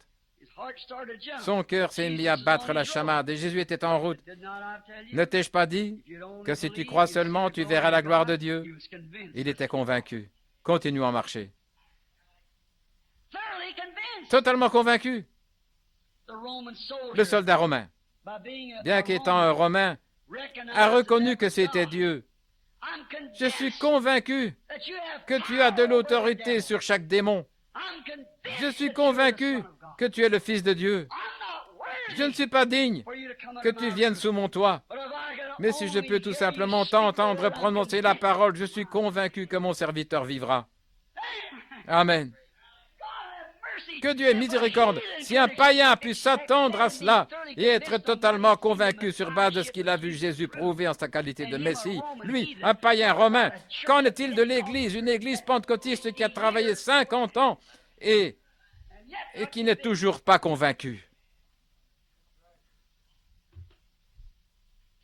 50 ans en Louisiane, effusion après effusion, et cependant, ce soldat romain, un païen, il a dit, prenons simplement la parole, c'est tout ce que j'aimerais savoir, ce que la parole dit. Je vous donne la prescription, c'est ce que dit la parole. Êtes-vous convaincu? Le Romain était concerné au sujet de son fils. Il était convaincu que s'il pouvait amener Jésus à prononcer la parole, que ça pouvait être la parole de Dieu, c'était réglé. C'est vrai. Il était convaincu. La femme avec la paire de sang, quoique personne n'avait jamais fait ça, mais il était totalement convaincu que si elle touchait le bord de son vêtement, elle serait rétablie. Elle a dû quitter sa maison en étant faible. Combien je pourrais illustrer ça pendant quelques instants? Elle est allée là, dépasser Brigham Young, là et tous les autres. Elle est passée par ces gens. Les jours des miracles sont passés. Elle est passée à travers leurs jambes, s'est faufilée à travers là, avec son pauvre petit corps. Si seulement, il ne doit même pas me parler, mais si seulement je peux le toucher, ma perte de sang s'arrêtera. Elle était convaincue. La femme au puits était convaincue qu'il était le Messie. Quand elle a vu ce signe scripturaire, elle a dit, « Seigneur, je vois que tu es un prophète, je le perçois. » Maintenant, nous terminons. Je vois que tu es un prophète. Il avait parlé, va chercher ton mari. Elle a dit, je n'en ai point. Il a dit, tu en as 5. Seigneur, je suis totalement convaincu que tu es un prophète. Mais on nous a appris, nous n'avons pas eu de prophète pendant des centaines d'années. Et je sais que tu es prophète. Maintenant, je vais voir quelque chose. Nous savons cela. Nous le voyons dans les Écritures que le prochain à venir, c'est le Messie. Et quand le Messie viendra, il nous dira ces choses. Maintenant, si tu es prophète, tu vas me dire la vérité, car la parole du Seigneur vient au prophète. Et si je te vois accomplir un signe, c'est un signe étrange. Le Messie va accomplir ce signe. Il a dit, je le suis. Elle fut convaincue. Elle ne lui a plus posé de questions. Regardez, directement, elle a déposé sa cruche. Elle était préoccupée, concernée que quelqu'un d'autre sache cela. Amen. Elle fut convaincue. Elle avait vu le signe scripturaire. Elle avait entendu cet homme, qu'elle savait être un prophète. Et la parole est avec le prophète. Et elle savait que c'était la vérité, qu'il ne pouvait pas lui dire un mensonge. Et elle était convaincue qu'il était prophète, et elle a vu le signe du Messie. Et quand il lui a dit qu'il était le Messie, C'était suffisant. Elle était convaincue. Concernée au sujet de son peuple, elle a couru dans la rue. Venez voir un homme. Cet homme m'a dit ce que j'ai fait. Ne serait-ce pas le Messie? Elle était convaincue. Certainement. Pierre était convaincu. Il était assis là sur un morceau de bois quand il est venu avec André. Et Jésus lui a dit, Simon, ton père c'est Jonas. Il fut convaincu. Ça n'avait jamais été fait depuis les derniers prophètes. Et il était convaincu que c'était lui. Philippe se tenait là et regardait. Oh là là, c'est étrange. Il fut convaincu. Quand il fut convaincu, concerné. Il avait un frère là du nom de Nathanaël. Ils avaient écouté les Écritures ensemble. Il était concerné que Nathanaël sache quelque chose à ce sujet. Et voici ce qu'il en est de nous aujourd'hui. Comme ce n'est pas organisé, ou mis en groupe, ou raffiné tel que nous le voulons, nous ne sommes pas encore convaincus. La confirmation, c'est la parole de Dieu. Philippe était aussi un membre de l'Église, mais il était convaincu, alors il fut concerné au sujet de son frère. Il lui a dit, « Viens voir qui nous avons trouvé. » Le Messie, il a commencé à parler à Philippe, ou plutôt à Nathanaël. Et Nathanaël voulait voir ça pour lui-même. Donc il est allé à la réunion. Et quand il est venu à la réunion et qu'il a vu cela être accompli, il fut totalement convaincu. Mais ce n'est pas le cas avec nous. Non. Le mouvement pentecôtiste aujourd'hui n'est pas convaincu. Non. S'il l'était, il serait concerné. Nous sommes de nouveau au stade des pharisiens. Organisés, pas convaincus. Si vous étiez totalement convaincu, vous seriez concerné. Ces pharisiens, ils pouvaient voir et savoir que c'était vrai, mais ils n'étaient pas totalement convaincus parce que leur docteur leur avait enseigné le contraire. Et c'est le problème aujourd'hui. Beaucoup de pharisiens, des docteurs d'organisation qui essayent de détourner les gens parce que ce n'est pas organisé. C'est exactement vrai. Mais ceux qui sont sincères d'un seul cœur, ils voient cela. Je vais vous poser une question. Je vais injecter une petite pensée ici. Vous penserez que c'est baptiste, mais ce n'est pas ça, c'est la Bible. Écoutez. Il y avait ces érudits bien formés, là, et qui l'ont appelé un démon. Mais voici une prostituée, mais en elle, il y avait cette semence prédestinée de Dieu. Elle n'avait jamais rien vu de pareil. Et aussitôt que la lumière a frappé la semence, la vie a germé. Pourquoi? Parce qu'il y avait la vie là au commencement. En automne, les semences meurent et rentrent dans la terre, mais que le soleil frappe cela. Si le germe de vie est là, cela viendra à la vie. Cette femme dans son état horrible, elle était prédestinée. Son nom était inscrit dans le livre de vie de l'agneau avant la fondation du monde. Et quand elle a vu cette lumière de Dieu jaillir, rien ne pouvait la retenir. Ça a sauté à la vie. Alors que le sacrificateur instruit, ils ont dit, eh bien, c'est le Saint-Père un tel, peu importe qui c'était, Jésus a dit, vous êtes de votre père le diable, et ce sont ses œuvres que vous faites. Cette prostituée a dit, tu dois être le Messie. Quand tu lui as dit qu'il était, elle fut convaincue. Cette semence prédestinée, dès que la lumière avait brillé pour la première fois, elle l'a reconnue. Et aujourd'hui, excusez l'expression, je vois cette œuvre de Dieu, le Saint-Esprit descendre et se mettre à manifester quelque chose. Une semence prédestinée qui est là s'empare de cela. Vous ne pouvez pas lui arracher ça avec n'importe quoi. Les autres s'en iront et diront, je me demande quel genre de truc que c'est. Ça doit un genre de canular quelque part. Mais cette semence prédestinée ne pose pas de questions. Elle est totalement convaincue que c'est Dieu qui agit selon sa promesse dans la Bible. Devrions nous retrouver un peu plus loin sur la route, plus loin que la rue Azusa. L'Église devrait être là. Ça a commencé avec des pleurs, des cris et venir à Dieu. Et cela s'est beaucoup éloigné. Et voici quelque chose ici à la hauteur de laquelle l'Église devrait être pour rencontrer ça. Mais cependant, ils ne sont pas encore convaincus. C'est pourquoi on n'est pas concerné. Nathanaël, quand il vit cela, il fut convaincu. Je termine maintenant même. J'ai encore d'autres ici dont j'aimerais parler, mais je vais parler de vous et moi pendant quelques minutes. Qu'en est-il de nous? Nous voici, célébrant la 50e année de la Pentecôte en Louisiane. Et à vrai dire, des signes qui n'étaient jamais arrivés au commencement, plus grands, ils sont plus grands aujourd'hui. C'était le labourage de la terre, mis en jachère, l'apprêtant pour que la pure vérité y soit semée. Et quand quelqu'un est venu semer la semence, vous avez organisé cela et vous avez noyé la chose. Des imitations charnelles ont surgi pour imiter. Ne savez-vous pas que c'est l'œuvre du diable qui cherche à vous aveugler? Ne savez-vous pas qu'il y a eu des faux Jésus qui se sont levés avant le véritable Christ? C'est seulement pour déprécier ça. C'est le diable qui essaye de faire disparaître la chose. Et c'est la même chose aujourd'hui. Il cherche à vous en éloigner. Des hommes avec de faux systèmes, des credos, des choses cherchant à imiter. Comment peuvent-ils le faire? La Bible dit qu'ils le feront, de même que Jannes et Jambres s'opposèrent à Moïse. Mais il a dit, leur folie sera rendue manifeste. Moïse avait une seule chose à faire, rester fidèle à sa commission. Et finalement, l'heure est arrivée où ils avaient jeté leur bâton par terre et cherché à faire la même chose. Alors la verge de Moïse les a avalés.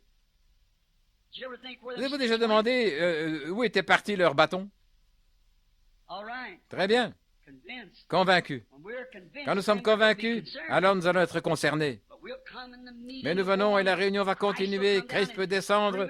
Cela est prouvé par la parole. Il fait la même chose qu'il a faite, montrant que c'est le jour où l'Église doit être taillée en pièces parce qu'elle a mis Christ dehors. Elle s'est organisée en l'expulsant du milieu d'eux. Éloigné d'eux comme ça, il se tient à l'extérieur, frappant toujours. On dirait qu'une fois mis dehors, il s'en irait carrément. Mais non, il se tient toujours là, en train de frapper, comme il l'avait fait du temps de Noé. Il a de la patience, ne voulant pas qu'aucun périsse, mais que tous arrivent à la repentance. Il se tient là, il frappe à la porte. Il a dit, je te vomirai de ma bouche, c'est vrai. Quand on voit la mise au rencard de la parole et de l'esprit, on voit le Saint-Esprit descendre et accomplir les choses qui n'ont jamais été accomplies depuis les jours de Jésus-Christ et ses disciples. Et on reste assis, on regarde ça et on s'en va. Sommes-nous vraiment convaincus? Où est-ce? Après le pain et les poissons. Jésus avait nourri les gens. Qui donc pouvait créer du pain en dehors de Dieu?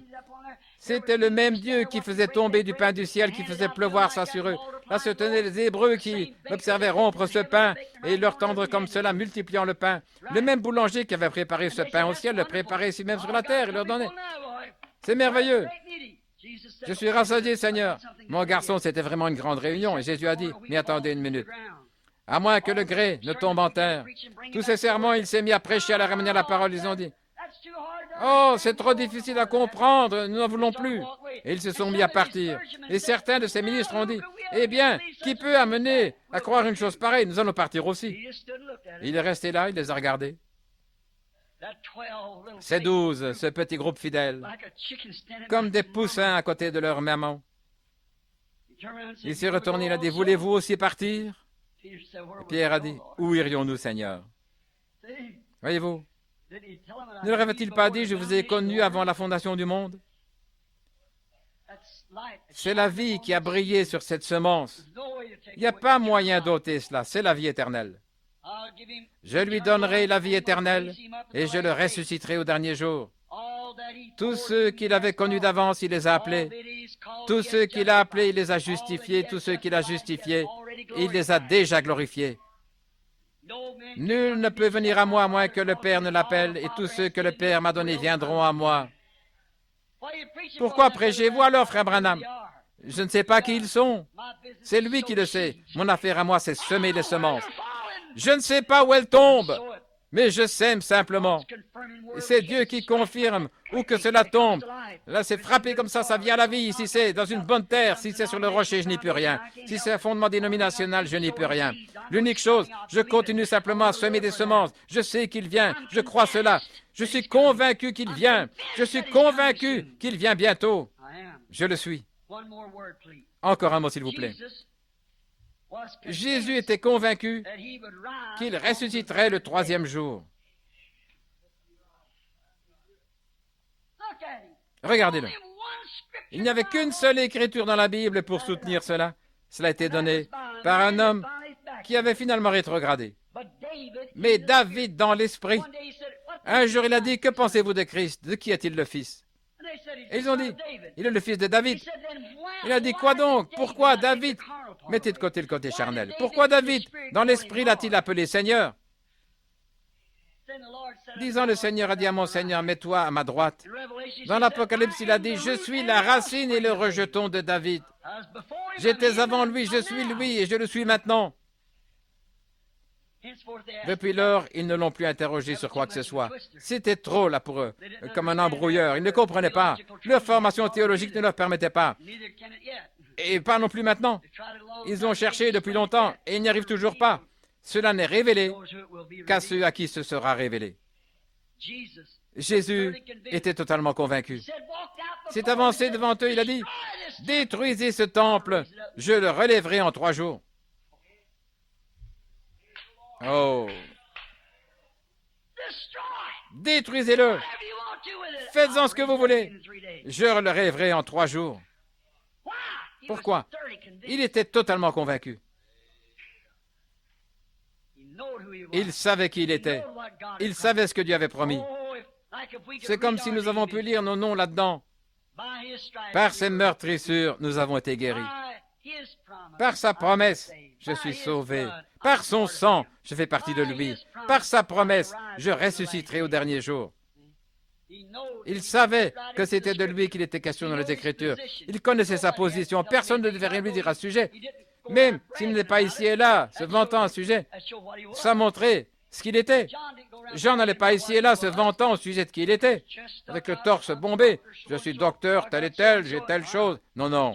Jean est simplement apparu comme un homme ordinaire et Jésus de même. Leurs œuvres témoignaient de ce qu'ils étaient. C'est vrai. Leurs œuvres l'avaient fait. Il n'a donc pas fait cela. Ils ont dit, nous devrons le pendre, nous devons nous débarrasser de lui. Il a dit, détruisez ce temple, je le relèverai le 3e jour. Il savait que David avait dit, je ne livrerai pas son âme au séjour des morts, je ne permettrai pas que mon bien-aimé voie la corruption. Et comment pouvez-vous croire, ou quelqu'un d'autre? Comment est-ce que l'Église catholique peut croire, beaucoup parmi nous, la naissance immaculée, nous croyons cela. Mais quand on arrive, nous savons que la cellule de sang vient de Dieu. Nous savons que Dieu a créé cette cellule de sang qui a amené la naissance virginale. Et pas seulement la cellule de sang, mais il a créé l'ovule de la femme aussi. En effet, aucune chair n'est sainte. Si ça avait été l'ovule de Marie, alors c'est qu'elle a dû avoir une sorte de sensation pour amener cet ovule à descendre, mais elle ne savait rien à ce sujet. Il n'y avait que le Saint-Esprit qui l'avait couverte de son ombre. Si c'était le cas, voyez, ce que vous feriez faire à Dieu vis-à-vis d'une femme. Il était Dieu. Je ne permettrai pas que mon sein, son corps, comment cela pouvait-il être saint en venant par le désir sexuel? Si c'est le cas, nous sommes tous saints. Il n'y a pas de peuple saint. Il n'y a pas de montagne sainte. Il n'y a pas de sainte église. C'est le Saint-Esprit. Le Dieu saint dans une église, sur une montagne. Pas un peuple saint. Le Dieu saint dans un peuple. Cette chair venait de Dieu, le Dieu créateur. Jésus était consterné, il était sûr et convaincu qu'il ressusciterait le dernier jour, selon la promesse des Écritures. Je termine en disant ceci. Il se fait très tard. Laissez-moi dire cette chose, et alors j'arrêterai. Je suis totalement convaincu qu'il est le même hier, aujourd'hui, éternellement. Je suis totalement convaincu que ce dont nous parlons, que nous voyons ici, c'est le Saint-Esprit. J'en suis totalement convaincu. Un homme m'a dit l'autre jour, ou plutôt une jeune fille, elle a dit, elle était habillée là, et je lui parlais, elle avait des membres de famille qui fréquentaient une église, censée être chrétien. J'ai dit, n'avez-vous pas honte de vous-même? Elle a dit, Monsieur Branham, elle mâchait du chewing-gum comme ça, on dirait quelque chose venu d'Afrique. Elle aurait pu être une jolie petite fille. Elle s'était habillée comme un être humain. Elle s'est tenue là, il a dit, Monsieur Branham, évidemment, voyez, vous êtes un homme d'âge moyen. Certainement que vous ne pouvez pas comprendre. Mais nous sommes des enfants. Il dit, écoutez ça. Quand je n'étais pas aussi âgé que vous, j'étais toujours convaincu que c'était vrai. J'ai consacré toute ma vie à ça. Je souhaiterais tout simplement avoir 1 million de vies à vivre pour cela. Je suis totalement convaincu que Jésus est le Fils de Dieu. Je suis totalement convaincu qu'il est le même hier, aujourd'hui, éternellement. Je suis totalement convaincu qu'un ange est descendu dont je vous ai parlé. Et il a confirmé cela, il a dit que c'est la vérité. Il a prouvé cela comme étant la vérité. Je suis totalement convaincu que cette ombre de la mort dont je parle aux gens les appareils photo là et les autres ont confirmé ces choses. Je suis totalement convaincu que mon message vient de Dieu. Je suis totalement convaincu que ce n'est pas ma propre pensée charnelle, plein d'orgueil. C'est la parole de Dieu. Je suis totalement convaincu, absolument convaincu que c'est Jésus-Christ le même, hier, aujourd'hui, éternellement. Totalement convaincu qu'il est ici même, maintenant. Je suis totalement convaincu. Je suis totalement convaincu qu'il exaucera notre prière. Si nous sommes concernés, convaincus, si nous exposons nos vies à cela, courbons la tête. Seigneur, la convention est sur le point de se terminer. Nous t'avons vu à l'œuvre, Seigneur, et tout le long. Nous t'avons vu pendant toutes ces années. Nous te voyons plus puissant, l'Église devenant plus faible. Seigneur, prends ces quelques paroles, le veux-tu? Je ne peux pas faire de plus, Seigneur. Mais, je suis sûr, Seigneur, s'ils étaient convaincus, si tout le monde était convaincu, on ne se tiendrait pas tranquille nulle part, comme notre précieux frère. Quand tu as déversé pour la première fois ton esprit sous forme de baptême, avant que ces grands offices soient introduits. Car c'est maintenant le temps. L'ennemi est venu comme un flot, et tu élèves un étendard contre cela. Seigneur, je prie pour eux. Que ces quelques paroles ce matin tombent dans les cœurs des gens. Puissent-elles ne pas tomber sur un terrain de pierre. Puisse-la tomber sur une bonne terre et que la lumière de la vie éternelle brille sur la semence prédestinée. Je suis sûr que ce sera le cas, Seigneur. Tu l'as promis et tu nous as dit de faire ceci, tu prendras soin du reste. Je suis sûr que ça se fera. Ainsi, je te confie cela. Je te confie cet auditoire. Je m'inclus moi-même parmi eux comme Moïse l'a fait pour son peuple. Seigneur, je suis l'un d'entre eux.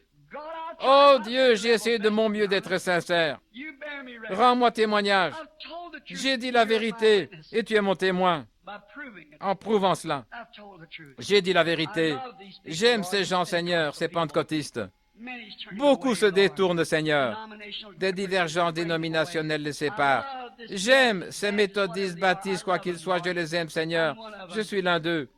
S'il te plaît, Seigneur, je prie pour chaque âme. Oh Dieu, que la lumière tombe ce matin sur ces gens et qu'ils puissent voir.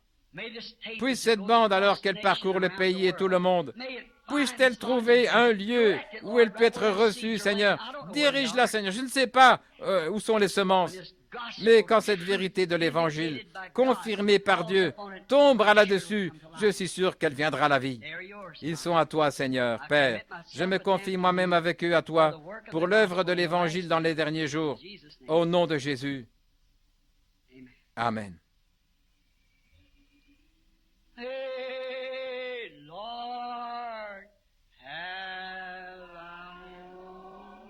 Ô Seigneur, aie ton propre chemin.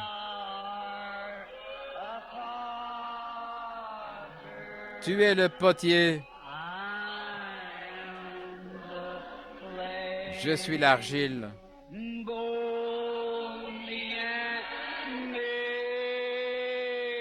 Modèle-moi, façonne-moi. Selon ta volonté.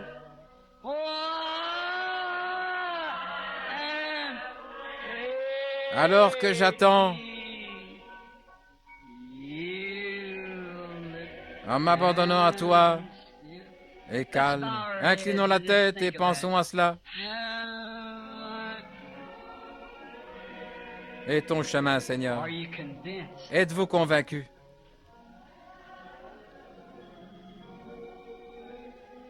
Oh là là, le Saint-Esprit se déplace comme une lumière. Tu es le potier.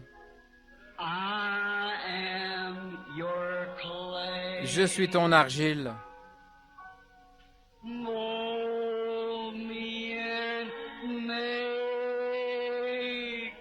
Modèle-moi, façonne-moi.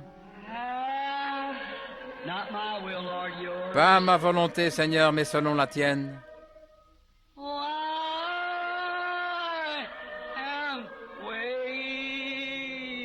Pendant que j'attends,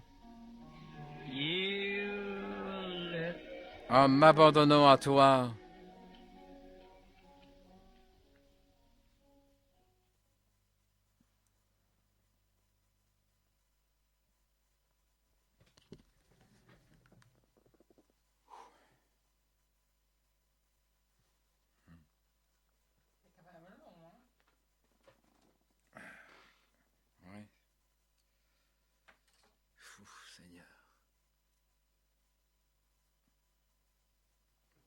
C'est parlant, hein?